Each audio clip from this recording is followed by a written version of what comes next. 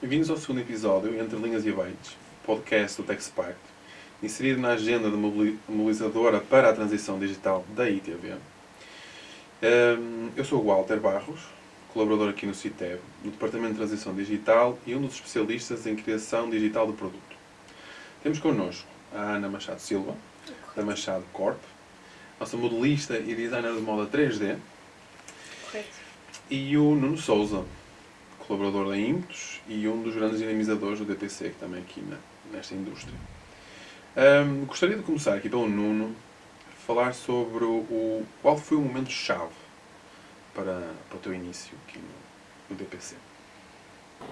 Então, estávamos no ano 2000, eu estava com 12 anos de casa já de Ímpetos, na altura, com funções de designer gráfico normal, e a uma determinada altura, desmotivação, o facto também de ir de layoff para casa durante um período de 3 meses com o Covid, como foi muita gente também, senti esta necessidade de procurar algo diferente e vi no Color 3D, tínhamos visto já umas imagens em Color 3D, comecei a testar o software e digamos que foi o passo para a implementação na Ímpetos, foi o início de tudo. Sim, foi isto que me levou aos 3Ds, foi, digamos, de certa forma, a desmotivação com que eu estava na área atual de trabalho e ver nisto também uma alternativa viável para mim. Uhum. Ana, recordas-te? Sim, isto na verdade foi há 2 anos e meio atrás.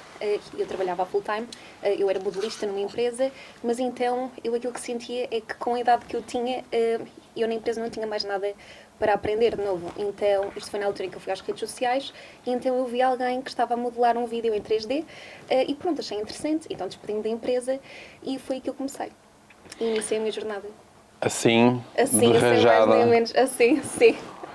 A nível de ferramentas do 3D, como é que, por exemplo, como é que vocês acharam que era aquela ferramenta para iniciar ou mais à frente, agora é a maturidade da vossa ferramenta, no teu caso?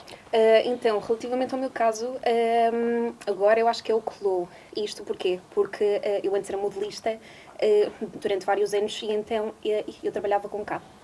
E então eu acho que o facto de eu trabalhar com CAD e agora, ao passar para o Clo, é mais ou menos a mesma coisa.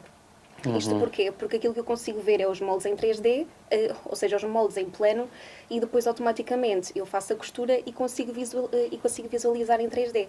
Ou seja, é muito mais rápido para mim. Eu, além do Clo, aquilo que uso também é Blender, mas a Blender já é mais específica, é mais para algo visual, detalhes, coisas que eu não consigo fazer em Clo. Dou valor a quem trabalha em Blender. Sim. Muito valor. Sim. Dou. Então, e tu, Nuno? Igual, também começamos com o Clo. Integramos no workflow até depois o Visu, que nos chegou para fotografarmos e digitalizamos a parte das malhas. Começamos também a utilizar a Demix e pronto, se o Clo, digamos que é a nossa mulher, ou a Clo é a nossa mulher, o Blender é a nossa amante, como é lógico. E sim, basicamente são esses softwares que usamos maioritariamente para as nossas funções. Nós aqui no CITEB temos alguma experiência, temos gente aqui em experiência com o Clo, alguma também com o VSteacher, começando aí nesta parte mais dos simuladores. Sei que, no teu caso, tens alguma coisa a dizer sobre esta diferenciação entre um e o outro, ou tens alguma opinião sobre... Sim, eu testei e tive a oportunidade de testar os dois softwares. Eu vi, como sou designer, não é? Estou habituado a user interfaces, vi no Clo algo super simples de utilizar.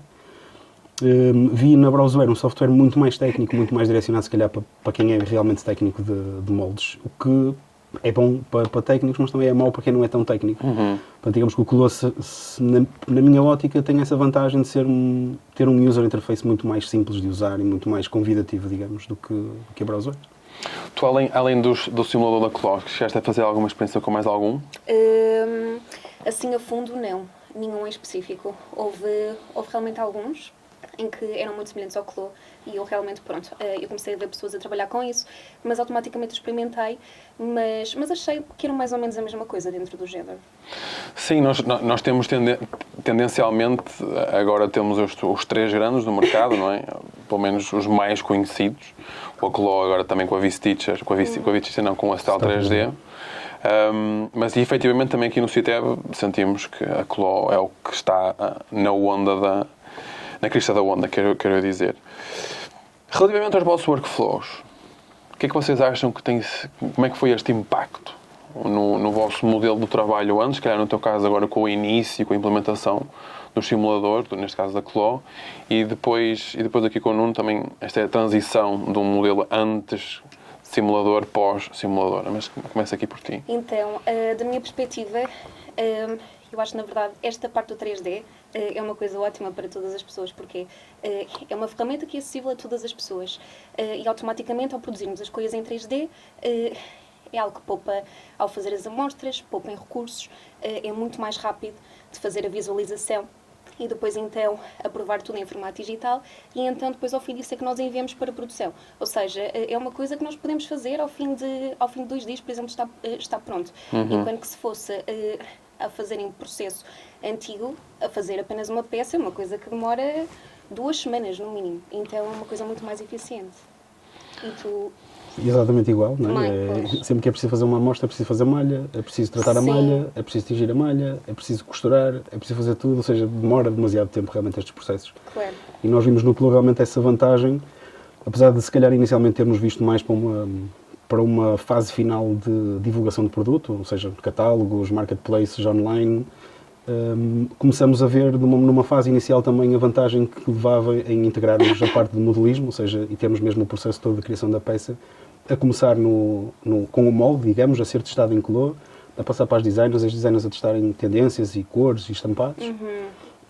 Basicamente o workflow trabalha assim, nós conseguimos ter 3 equipas completamente distintas, desde modelismo, estilismo e DPC, o nosso departamento, e trabalhamos todos em conjunto com o mesmo fim, não é? No fundo, temos um produto final sem nunca termos feito o produto real, digamos, para podermos divulgá-lo, para podermos vendê-lo, tudo. Sim, exato. E depois eu acho que a parte mais interessante é que, ao fazermos as coisas em 3D, depois todas as outras coisas é possível. Portanto, é possível pegar em imagens e criar as campanhas de marketing, até experiências imersivas, ou seja, é um mundo em que eu diria que é bastante complexo e é bastante interessante e também é acessível a todas as pessoas. É pano para mangas. Sim, exatamente. Nós aqui no CITEB acabámos por ter algum contacto com os indecisos, com os inseguros. Claro. E normalmente, quando vamos, sei lá, às vezes vamos a um congresso ou a algum evento que temos estes simuladores lá e achamos que aquilo é um grande milagre. Eles vendem-nos o grande milagre. E há muita gente que se calhar nos está a ouvir neste momento e deve estar a pensar exatamente a mesma coisa. Porquê que não é um milagre? O que é que vocês sentem na vossa experiência que tiveram de resistências associadas a isso? Nós tivemos algumas, mas comecem por vocês. A nível de resistências que eu senti, no início, aquilo que eu senti que foi bastante fácil para mim. Porquê? Porque, como disse, eu já era modelista e então a verdade é que um programa 3D, ali a começar, é algo que por acaso é fácil para mim. Mas aquilo que eu sinto é que as pessoas associam em que a parte digital, as pessoas precisam de saber tudo, as pessoas precisam de saber a parte de design, a parte de modelação, precisam de enviar tudo para a fábrica, ou então que criam alguma imagem bonita, que enviam para a produção e automaticamente as peças elas vão vestir bem. Mas eu acho sinceramente que isso é a maior mentira do mercado. Porque é verdade. Porque o que acontece é que todas as pessoas elas são responsáveis por uma área específica. Não é suposto a pessoa começar um processo do início ao fim.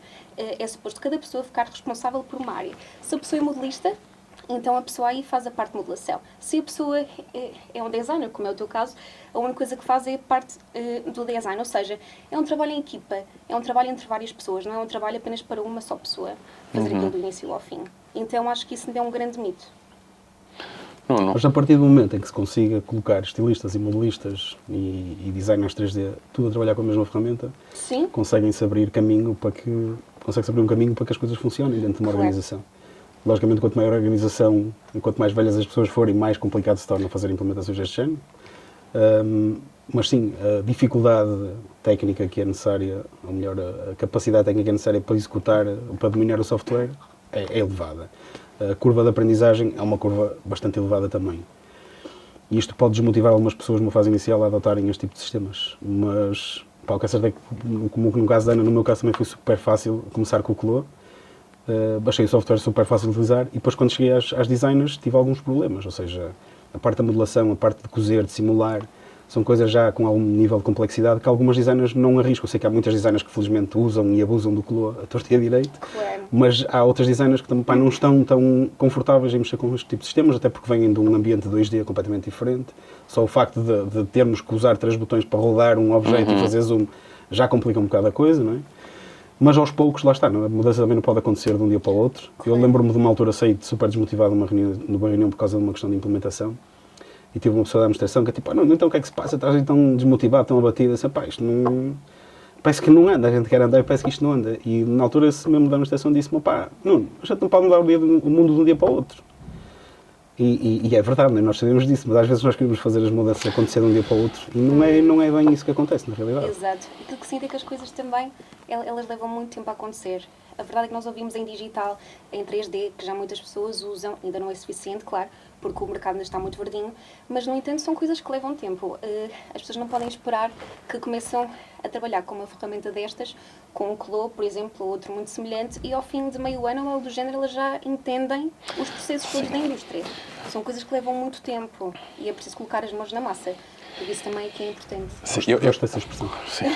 Eu acho, e agora vem aqui um tópico que também gostava muito de trazer, que é, acho, e eu conheci o Nuno mais ou menos ali, acho que quando foi o declínio, em que vem o IA, a inteligência artificial e a inteligência artificial generativa, não é? Com toda a parte visual que promete retirar a necessidade do 3D.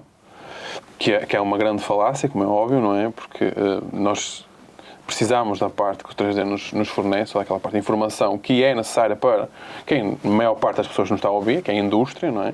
Aqueles que produzem as peças, mas gostava da vossa opinião.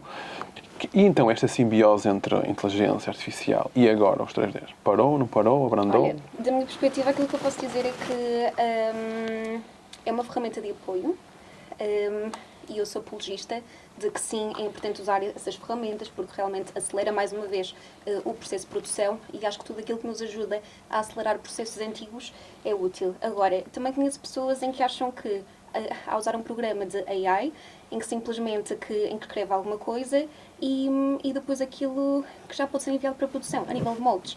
Por exemplo, que é a minha área de especialidade. A nível de moldes, há programas onde as pessoas elas podem inserir já as medidas, automaticamente elas vão à janela 2D e aquilo que vem é os moldes já pronto. E então acho que elas chegam ao ponto em que já sentem a necessidade de que não é necessário testar, enviam para a produção e depois, claro que vem com erros, porque não é assim que as coisas fazem. Se existe AI, ainda bem que existe, da minha perspectiva, acho que deve ser uma ferramenta de apoio, mas e não para substituir o que já existe ou aquilo que nós fazemos. O que é que tu achas? Eu concordo. É assim, nós, quando geramos alguma coisa em inteligência artificial, temos uma imagem, um JPEG. Tirando a metadata Claro. que vem incluída no JPEG, tu não tens informação nenhuma do produto dentro do fecheiro.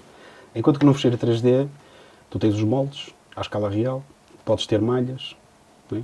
Podes vestir aquilo em vários tipos de tamanhos de corpos diferentes, podes testar todos esses moldes nesses corpos todos, podes ver mapas de stress, podes fazer listas de materiais. Pá, assim, dizer que uma coisa vai substituir a outra, eu acho que vai ser impossível. Digamos que a inteligência artificial pode ajudar na parte dos 3Ds, principalmente na parte final do output, que para mim é a parte que me leva mais tempo e que é mais chata, que é passar horas a olhar para o computador. Será que vai sair? Será que não vai sair? Os renders, não é? Os renders, sim. Principalmente quando renderizamos muitas animações, 30 frames por segundo. Demora muito tempo. Dá para fazer as contas, perdemos horas a renderizar, ou seja, acho que hoje em dia eu já fiz alguns testes em que nós conseguimos até já no Clo tirar, em vez de renderizarmos uma imagem, podemos chegar numa peça já final e ter uma amostra daquilo que pode ser realista sem termos que fazer um render. Nós neste momento estamos a fazer testes com alguns parceiros de inteligência artificial, temos tido alguns resultados bons, alguns resultados menos bons. Agora, dizer que uma coisa vai substituir a outra, eu acho que não, acho que isso é impossível, porque o valor que está integrado num fecheiro 3D é muito superior àquilo que temos integrado numa imagem, num JPEG, que não vai deixar de ser um JPEG e que não vai sair daquele JPEG. E depois mais uma coisa também que eu gostaria de acrescentar a isso, eu acho também a nível de materiais. Ou seja, ao criar a inteligência artificial e ao fazer os moldes, a verdade é que a inteligência artificial ainda não sabe que tecido é que nós vamos usar. A gramagem, a elasticidade, esse tipo de coisas. E então, a nível de fitting, especialmente a nível de fitting, é uma coisa que é muito importante ter atenção, que não basta criar a imagem bonita da coisa, fazer as coisas bonitas em 3D. É importante também garantir que aquilo vai vestir bem, que vai para a produção e que realmente as marcas lançam coleções em que vão vestir bem. Isso também é extremamente importante. Sim, e isso tem sido um tópico também de grande discussão. E em opinião pessoal, acho que tem evoluído muito bem os simuladores, tanto um como o outro, os dois grandes. Nós temos, enquanto CITEB, trabalhado muito, não tanto nessa parte do desenvolvimento do produto, mas muito mais nas propriedades físicas, por exemplo, Que é importantíssimo. que é importantíssimo. Claro. E nessa questão dos avatares, porque os simuladores leem os materiais, não leem aonde é que os materiais vão ficar. Ainda não leem como nós desejamos, porque um simulador pressupôs sempre replicar o ambiente de fitting. O fitting, o que é que acontece num fitting? Não só nós aplicamos uma peça como ouvimos o feedback de quem a tem. Nós no simulador não temos que arranjar formas. Também isso também é algo que nós achamos que é para aí o caminho. Feedback de clientes. Gostava de saber. Nós falamos do milagre, falamos das dificuldades, cultura. Queres começar? Não. Eu posso começar, não há problema. Quero Nuno. Nós temos lá um departamento num open space e somos duas pessoas, sou eu e a Sara, e passam muitas vezes os comerciais, quando vêm com visitas de clientes, passam muitas vezes na nossa mesa. E uma das coisas que a gente ouve muitas vezes, mesmo de marcas, grandes marcas americanas e europeias que vêm à nossa empresa, é: isto é incrível, vocês fizeram aqui mesmo uma cena espetacular. E nós já gostávamos de ter isto lá. E eu fico surpreendido por ouvir isto desta parte das marcas. Marcas importantes, marcas grandes, com orçamentos que nunca mais acabam, e não tem, se calhar, uma equipa ou um conjunto de pessoas que sejam capazes de pegar num projeto destes e levá-los para a frente. Ainda há dias a Sara me disse uma dessas, que um cliente do Canadá que veio para fazer as peças na nossa fábrica e ficou entusiasmadíssimo com a demonstração que eu lhe fiz. Mas vocês já conseguem fazer isto? Já, mostrei-lhe o nosso site, mostrei-lhe sites de clientes com quem nós já trabalhamos, que estão exclusivamente a vender as peças deles com nossos 3Ds. Pá, é preciso fazer alguma coisa, não é? Não cai nada do céu, eu sempre ouvi dizer isto de mim. Ou seja, ao final estamos a falar de uma área de 5 anos, não é? 4 anos, diria. 4, 5 anos. Ainda existe o overwhelming do output que isto é capaz de fazer. E ainda está em desenvolvimento. E do teu lado, Ana? Olha, do meu lado, eu acho que tem duas partes. Que há a parte em que na verdade é a grande maioria, isto apenas da minha perspectiva, que são as pessoas que elas não fazem a mínima ideia o que é modo digital. Ou então se calhar já viram alguma coisa, mas elas não associam que aquilo é modo digital ou que foi feito em 3D. Então para elas é uma novidade. E então o facto de elas fazerem um processo que já funciona há muitos anos, elas questionam-se então por que raio que eu haveria de implementar este vosso serviço que vocês têm, que é a parte 3D, não é? E que mais valias é que vocês acrescentam ao nosso projeto. Assim. Sim, exatamente. Assim. Sempre. E depois, por outro lado, eu tenho as pessoas em que realmente elas têm alguma curiosidade sobre o 3D, elas experimentam. A verdade é que muitas delas não fazem uma coleção inteira, às vezes elas querem simplesmente experimentar apenas com uma peça para ver como é que corre o processo, e realmente é uma coisa que eu vejo que, a partir do momento em que elas dão esse passo, elas não voltam atrás. Porque ser um processo em que elas por peça, elas precisavam de fazer cerca de 5, 6 amostras, então com o 3D elas passaram a fazer 2 amostras, máximo 3, porque através do digital aquilo que nós fazemos é a visualização inteira, portanto desde o fitting até ao nível de materiais, a parte do design também, ou seja, é um processo onde nós conseguimos visualizar tudo antes mesmo sequer de fazer uma amostra. Então é algo que as marcas ficam realmente interessadas e avançam com isso. Eu queria só acrescentar mais uma coisa também, que é: os meus patrões neste momento recusam-se a fazer sessões fotográficas de produto. Recusam-se. Exatamente. Porque se temos 3Ds que conseguimos ter uma qualidade fotorrealista, porquê é que andamos a gastar dinheiro em sessões fotográficas? Claro, pois. Concordo. Porque... É impactante essa informação para alguns ouvintes, sim. Mas é que, mais uma vez, eu acho que é tudo uma questão apenas de fazer o produto em 3D. Depois, a partir daí, é tudo um mundo muito complexo de descobertas, sinceramente. O que nós temos sentido aqui é que o CITEB não trabalha somente na parte do vestuário. O vestuário é um elemento importante, muito falado, mas não é só no sentido. Nós, por exemplo, antes deste nosso momento, estávamos a falar sobre textilar. Já existem níveis completamente diferentes. Temos empresas que já usavam isto. Temos o exemplo do IKEA, por exemplo, que também se desta forma é um grande precursor o hiperrealismo dos materiais que eles querem pôr nos simuladores. Os módulos da AR, realidade aumentada que tens para testar Por as exemplo. peças dentro de casa, que é incrível. Temos o setor automóvel também, que acaba por usar isto inicialmente só como, ok, é só um preview, mas neste momento, porque os outros dois setores andaram a puxar um bocadinho mais o carro para a frente, eles, ok, então eu também quero pôr hiperrealista. E isto, nós por acaso, enquanto CITEB, temos estas diferentes abordagens, nestas 3 grandes classes, vestuário com tudo, com o vestuário bem, o tecido maravilhoso e fantástico, malhas é sempre a dor de cabeça, não é? É muito complexo, muito mais que tecidos. Eu lembro-me de ouvir o senhor dos robôs a falar da questão da matéria-prima, que era muito complicada de trabalhar. Sim, sim. As malhas, o grande problema da malha é o monopólio. Não é? Nós temos a marca da máquina, tem o software da máquina e nós temos de trabalhar só naquele software.